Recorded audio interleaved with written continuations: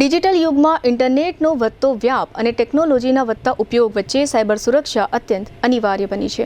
આ પરિસ્થિતિને ધ્યાનમાં રાખી ગઈકાલે તારીખ 10 ફેબ્રુઆરીના રોજ સેફર ઇન્ટરનેટ ડે નિમિત્તે આઈટીઆઈ જામનગર ખાતે નેશનલ ઇન્ફોર્મેટિક્સ સેન્ટર એટલે કે એનઆઈસીના સહયોગથી વિશેષ સાયબર જાગૃતિ સેમિનારનું આયોજન કરવામાં આવ્યું હતું। કાર્યક્રમનો મુખ્ય હેતુ તાલીમાર્થીઓને વધતા સાયબર ક્રાઇમ અંગે સજાગ બનાવવાનો અને તેમને સુરક્ષિત તથા જવાબદાર ડિજિટલ નાગરિક તરીકે ઘડવાનો હતો। સેમિનારનો પ્રારંભ સંસ્થાના આચાર્ય આર.એસ. ત્રિવેદી દ્વારા દીપ પ્રાગટ્યથી કરવામાં આવ્યો હતો।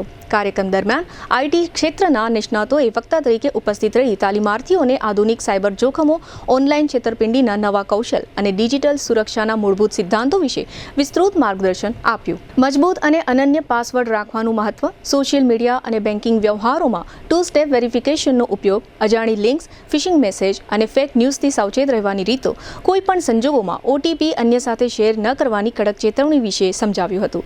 નિષ્ણાતોએ જણાવ્યું હતું કે સાવચેતી અને જાગૃતિ જ સાયબર ગુનાથી બચવાનો શ્રેષ્ઠ ઉપાય છે।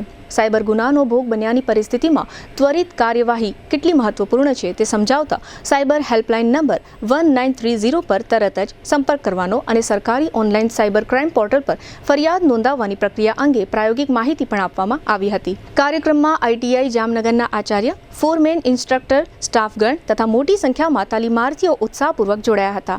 સેમિનારના અંતે તમામ ઉપસ્થિતિઓએ ટેકનોલોજીનો જવાબદારીપૂર્વક ઉપયોગ કરવાની અને સુરક્ષિત ઇન્ટરનેટ માટે સજાગ રહેવાની સામૂહિક પ્રતિજ્ઞા લીધી હતી।